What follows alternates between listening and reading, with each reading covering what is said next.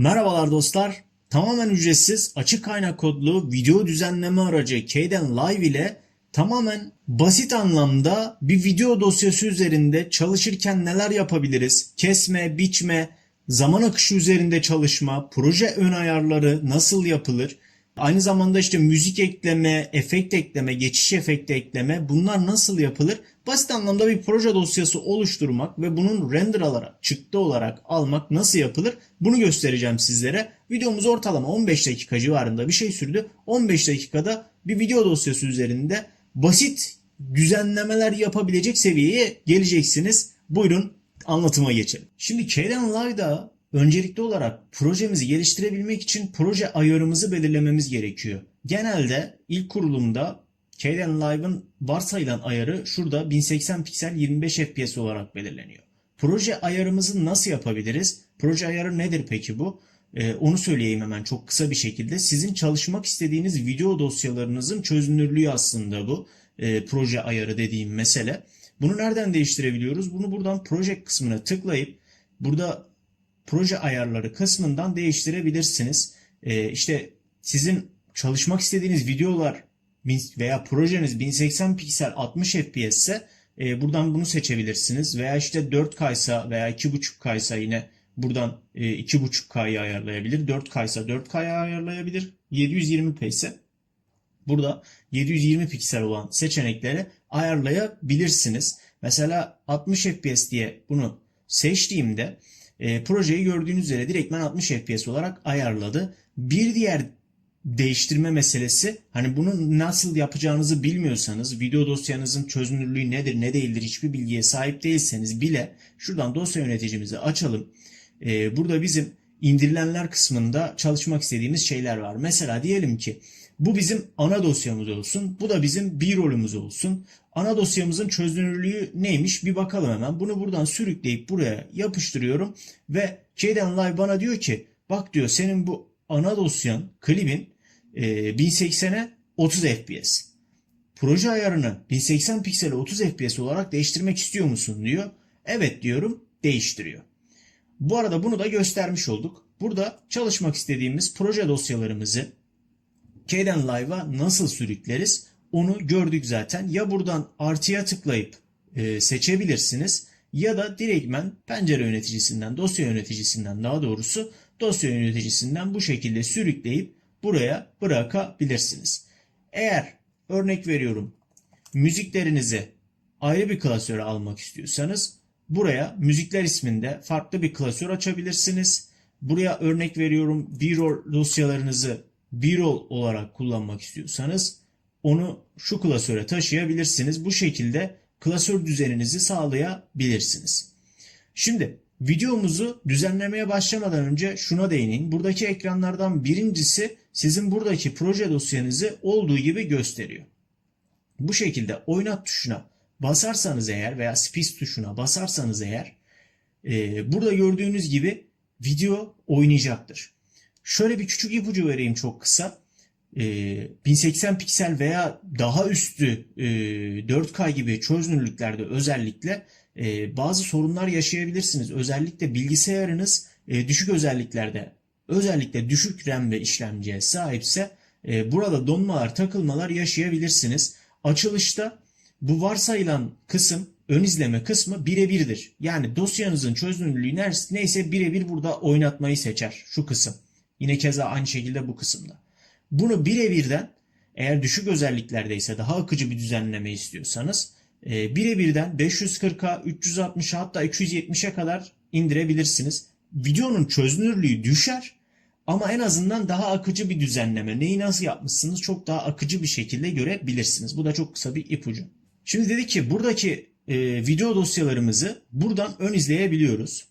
Peki videomuzu nasıl düzenlemeye başlarız? Şuradaki timeline'a sürükleyerek arkadaşlar. Burada bir zaman akışı meselemiz var.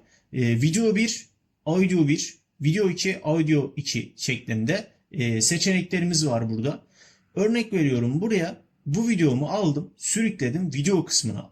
Audio kısmına yani ses kısmına sürükleyemezsiniz arkadaşlar. Video kısmına sürüklemeniz gerekiyor. Video kısmına sürükledim bıraktım. Burası bizim timeline'ımız. Burada Diyelim ki buradaki videoyu, timeline'daki videoyu ön izlemek istiyoruz. Ne yapacağız? Yine buradan buna bastığımızda timeline'daki videomuz ön izlemeye geçiyor gördüğünüz üzere. Şimdi bunu birazcık kısaltmak istiyorum ben. Şöyle 24 saniyelere falan çekeyim.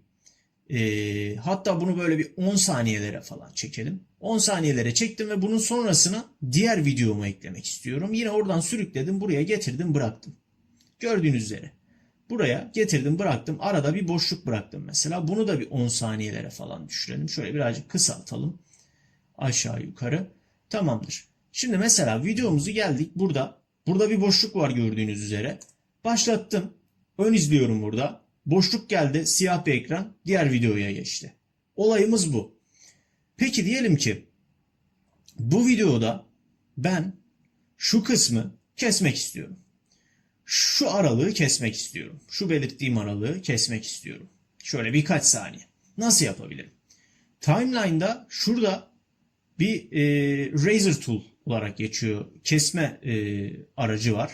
X'e basarak da bu arada bunu seçebilirsiniz. Buradan bu aralığı kesmek istiyorum. Şu mavi görünen aralığı kesmek istiyorum diyelim. Bakıyorum böyle bir hassas davranış yapmam gerekiyor değil mi? Tekrardan seçici tool'a geçiyorum veya S'e basıyorum veya buna tıklıyorum. Şimdi burayı daha hassas şey yapabilmek için ya ekranın sağ köşesindeki şu arkadaşı birazcık daha büyütmeniz gerekiyor bu şekilde. Ya da kontrol tuşuna basıp farenin tekerleğiyle oynamanız gerekiyor. Farenin tekerleğiyle de projenizi dilediğiniz gibi yakınlaştırıp uzaklaştırabilirsiniz. Biz bu alanı birazcık hassas bir şekilde şu mavi görünen alanı kesmek istiyoruz dedik. Geldik. Kesici aracımıza geldik. Videoyu kesmek istediğiniz proje dosyasının üstünden yapmanız gerekiyor. Buraya tıklarsanız şurada göreceğiniz üzere no clip to cut yazıyor. Çünkü burada bir klip yok bu timeline V2 kısmında. V1 kısmında yapmamız gerekiyor. Buraya bir tane kesi attım. Geldim bu mavi tarafın bitiş noktasına da bir tane kesi daha attım. Tabii mavi ekran değişti bu arada. O projenin ön izleme şeyiydi. Biz hani referans amaçlı onu söyledim sadece sizlere. Şimdi gördüğünüz gibi burada bir kesili şeyimiz oldu. Ne oldu burada? Mesela şunu birazcık ayırırsam. Bakın benim istediğim alan burasıydı. Belirlemiştim, seyretmiştim. Bu alanı projemden çıkartmak istemiştim. Ne yapıyoruz? Direktmen sağ tıklayıp delete clip diyebiliriz. Veya direktmen delete'e basabiliriz. Bu şekilde delete tuşuna basarak projemizi silebiliyoruz. Kalan kısmı buraya getirebilirim. Yine keza bunu buraya alabilirim. Peki diyelim ki videoya ses eklemek istiyorum. Değil mi? Nasıl yapacağım? Burada şöyle bir durum var. Bu iki dosyanın ses dosyası olsaydı eğer buraya A1 kısmına ses dosyası gelecekti. Bu video dosyaların ses dosyaları. Ben eğer buna bir de müzik dosyası eklemek isteseydim buraya gel yani görüntü aşağı yukarı şöyle bir şey olacaktı bakın. Evet kısalttım. Bu video dosyalarının kendi sesleri de olsaydı direktmen buraya bu şekilde tahmini olarak bir görüntü yansıyacaktı. Ben ekstra ses dosyası eklemek istediğimde bunun altındaki A2 kısmına sesimi sürükleyip eklemek durumunda kalacaktım.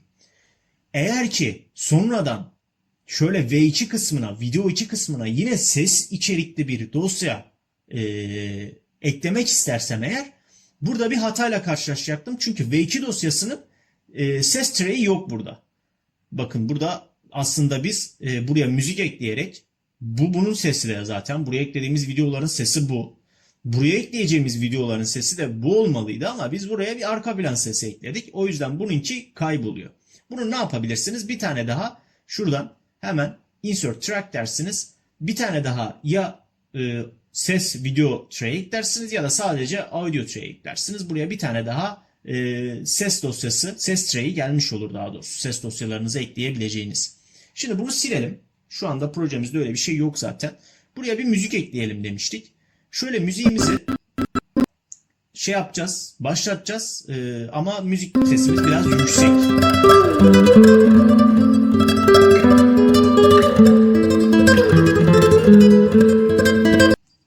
Gördüğünüz gibi müzik sesimiz birazcık yüksek. Şöyle şuradan bunu alıyorum.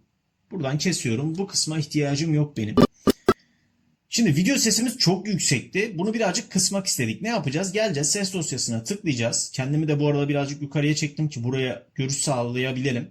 Burada direktmen şöyle, mesela bizim A1, A2 olarak ayrılmış değil mi şu anda? A3, 3 tane ses dosyamız var. Bu da ana komple projenin sesi. Komple projenin sesini de düşürebilirsiniz. Sadece A2 mi bu? A1. A1 dosyasının sesini de düşürebilirsiniz. Şöyle A1'in sesini düşürelim birazcık. Gördüğünüz üzere daha makul seviyelere düştü. Sesimizi kıstık. Şimdi ne yapacağız? Şimdi ben şöyle buralara birazcık efekt eklemek istiyorum. Geçiş efekti eklemek istiyorum. Şimdi diyelim ki bir geçiş efekti ekleyeceğiz. Ne yapacağız? Hemen buraya composition kısmına geleceğiz. Mesela şuraya bir ne ekleyelim? Buraya mesela bir push left ekleyelim. Böyle çok kısa olduğu zaman videolarınız bu şekilde olur. Bunu kendiniz manuel olarak ayarlamak durumunda kalırsınız push left'i. Şöyle kısaltıp şu şekilde bir şeyler yapabilirsiniz. Aynen. Bir ön izleyelim hemen. Gördüğünüz üzere donmalar, takılmalar oluyor bende. Neden donma, takılma oluyor? Çünkü benim RAM'im yeterli seviyelerde değil. Ama oldu. Circle Wipe'a ekleyelim hemen buraya. Şöyle Circle Wipe ekleyelim. Şuraya bir de buraya getirdiğinizde şu şekilde kırmızı şey çıkıyorsa buraya bıraktığınızda otomatik olarak o efekti uygular buraya zaten. Gördüğünüz üzere geçiyor. Daha sonrasında hop Circle Wipe ile açılıyor. Donmalar, takılmalar dediğim gibi 360 piksel ayarlamış olmama rağmen olabiliyor her zaman için. Bu benim RAM'imin ve işlemcimin yeterli olmamasına bağlı. Şu anda aynı zamanda bir de kayıt aldığım için bu şekilde. Şimdi neler yaptık? Öncelikli olarak projemizin ayarını belirledik. Nasıl bir proje yapacağımızı belirledik. Daha sonrasında proje dosyalarımızı buraya çalışma alanımıza sürükledik. Burada klasörleme yaptık. Daha sonra klasörlediğimiz video içeriklerimizi veya ses içeriklerimizi, efektlerimizi aldık, timeline'ımıza sürükledik. Timeline üzerinde kestik, biçtik, düzenledik, birleştirdik, efekt ekledik, müziklerimizi ekledik. Şu anda projeyi render alacağız. Projeyi render almak, yani çıktı almak nasıl olur burada? Bu da çok fazla sorulan bir şey. Çünkü bir şey yok, kısa yolu yok burada. Birazcık karmaşık görünüyor. Şurada proje kısmında render mevcut. Burada iki farklı şey var. Diğerlerini hiç kafanızı karıştırmayayım. Eğer 4K ise zaten buradan 4K olarak seçim yapmanız gerekiyor zaten. Eğer ne bileyim ben hani böyle HD ayarlarda 1080 piksel 30 FPS güzel işlenmiş bir video istiyorum diyorsan eğer buradan MP4 H264'ü seçebilirsin. Bu şekilde MP4 uzantılı bir dosya alırsın veya MKV'yi seçebilirsin. MKV uzantılı istiyorsan veya burada lossless'ı seçebilirsin. Lossless kayıpsız demek. Yani yapmış olduğun tüm şeyleri herhangi bir şekilde işlemeden, video kodekleriyle işlemeden direktmen kayıpsız bir şekilde sana sunuyor. Ama dosya boyutunu çok fazla arttırıyor bu. Bunu ben önermiyorum o yüzden. Eğer kısa videolarınız varsa kayıpsız bir şey yapmak istiyorsanız tabii ki de tercih edebilirsiniz ama fazlasıyla büyük, gereksiz yere büyütüyor video dosyasını. Ben bunu kullanıyorum. Buradan proje isminizi değiştirebilirsiniz. Mesela ben buna test videosu diyeceğim. Yine aynı şekilde keza buradan kaydedilmesini istediğiniz yolu da değiştirebilirsiniz. Burada render to file dediğinizde gördüğünüz üzere render işlemimiz tamamlansın. Nasıl bir video yapmışız? Bir de çok kısa ona bakalım. Gördüğünüz üzere render işlemi tamamlandığında bu şekilde bir ekran karşılıyor bizi. Render tamamlandı diyor. Burası bir iş ekranı. Remove job dediğinizde komple siliyor zaten tamamlanmış olanları. Renderımız tamamlandı. Videomuz nasıl? Bir ona bakalım. Evet, renderlanmış test videomuz burada. Şöyle bir açalım. Gördüğünüz üzere efektimizi veriyor.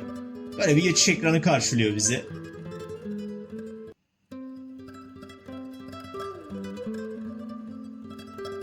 Push left efektimiz var. Müziğimiz var.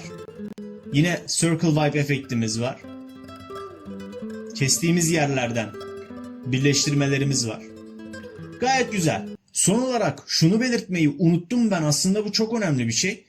Timeline üzerinde çalıştığınız zaman aralıklarla, belli aralıklarla aklınıza geldikçe projenizi kaydeden arkadaşlar. Buradan Save As kısmından Ctrl Shift S veya işte direktmen Save dediğinizde buraya Kden Live projesi olarak projenizi kaydetmeniz gerekiyor. İşte buraya örnek veriyorum, bu şekilde bir şey yazıp bu ne yapıyor? Bu timeline'ınızı ve projenizin tüm ayarlarını bilgisayarınıza kaydediyor. Olur da eğer ki çalışırken özellikle düşük sistemli, yetersiz sistemlere sahipseniz ve daha yüksek çözünürlükte dosyalarla çalışıyorsanız, çok fazla timeline akışı öğesi yerleştiriyorsanız Kden Live'ın çökme ihtimali her zaman için vardır. Herhangi bir şeyde elektrik kesintisinden şundan bundan etkilenmemek için bu şekilde proje dosyanızı kaydetmenizi ben tavsiye ediyorum açıkçası. Bu çok önemli. Bunu kesinlikle arada sırada aklınıza geldikçe proje üzerinde çalışırken yapın. Emekleriniz boşa gitmesin. Çünkü video düzenleme gerçekten zor bir iş.